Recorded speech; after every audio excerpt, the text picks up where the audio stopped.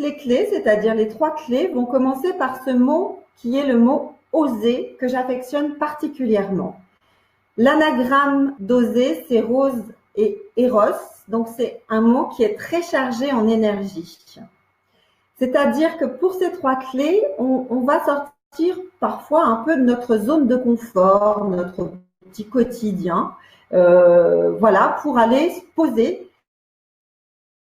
Première clé, oser savoir faire du passé une force.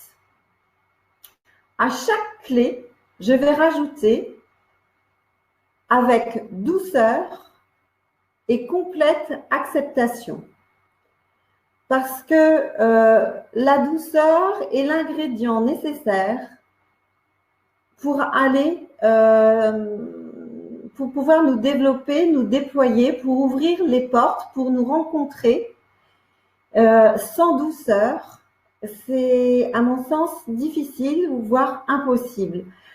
Cette douceur s'associe au respect qu'on va avoir de nous-mêmes. Moi, j'aime bien parler de la douceur et de la puissance de la douceur.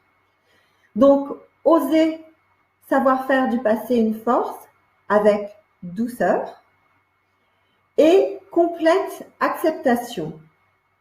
C'est-à-dire que on va ouvrir une porte, la porte de notre passé, et peut-être que l'on va voir des choses qui nous conviennent pas, des choses que voilà, on n'aurait pas, on se dit non, ça j'aime pas, ou on va mettre un jugement sur notre histoire, un jugement sur nos aïeux.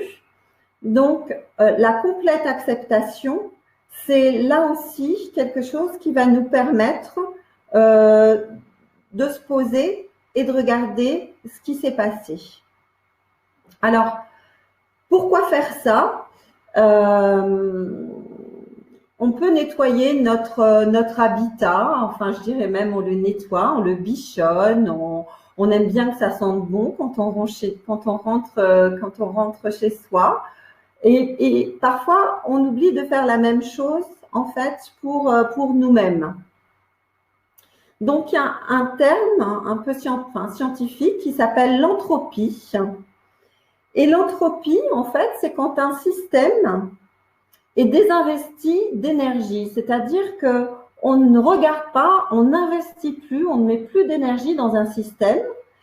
Et donc, il va petit à petit se nécroser, se figer et eh bien, fonctionner. Si on essaye de le faire fonctionner, il va y avoir de la poussière, il va y avoir, voilà, il va fonctionner de façon moins bonne.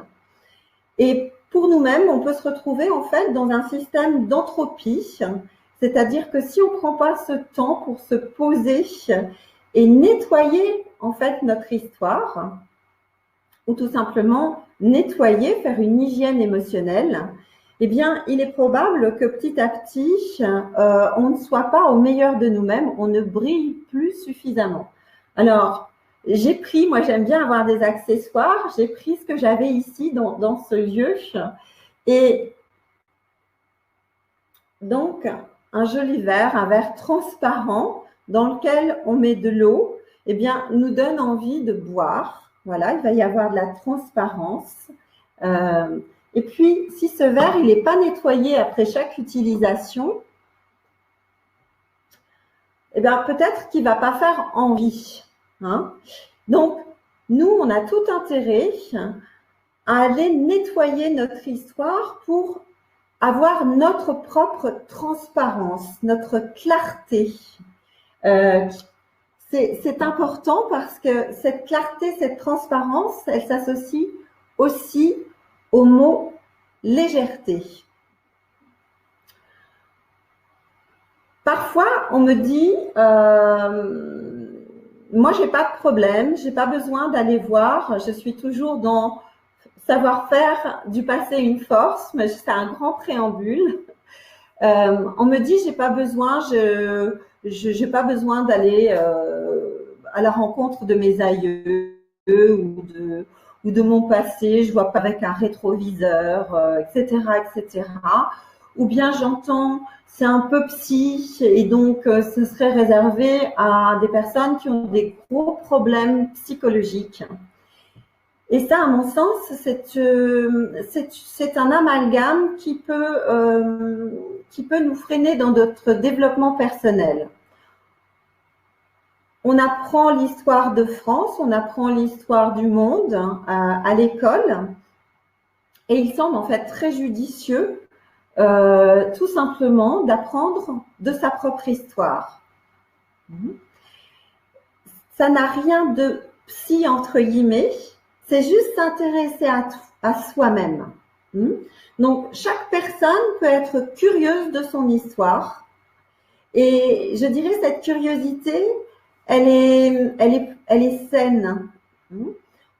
Plus je regarde mon passé avec curiosité, avec envie de me découvrir, en fait, plus je vais mettre de la fluidité dans mon histoire.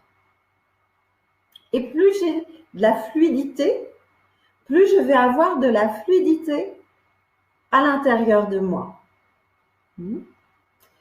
Donc, savoir faire du passé une force, c'est partir avec l'envie, justement, de transformer, de revisiter son histoire pour lui donner une lecture positive.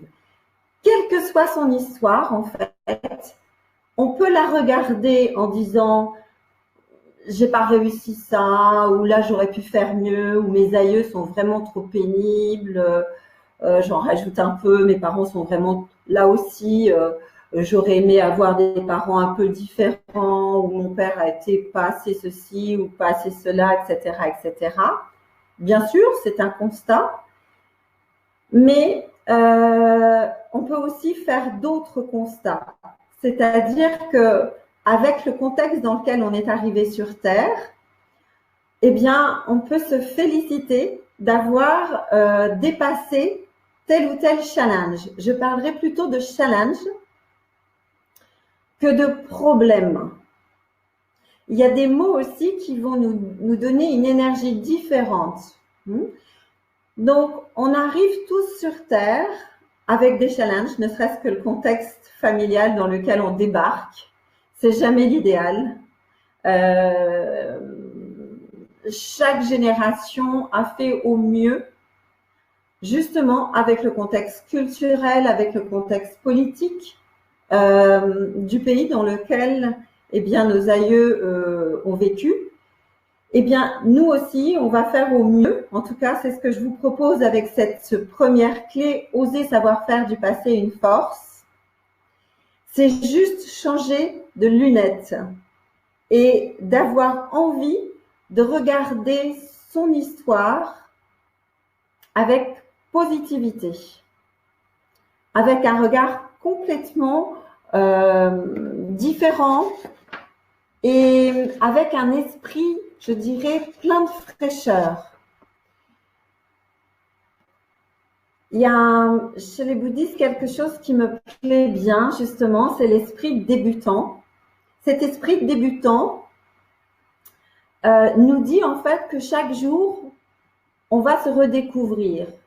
Chaque jour, on va apprendre grâce à tous ces petits challenges qui vont être là.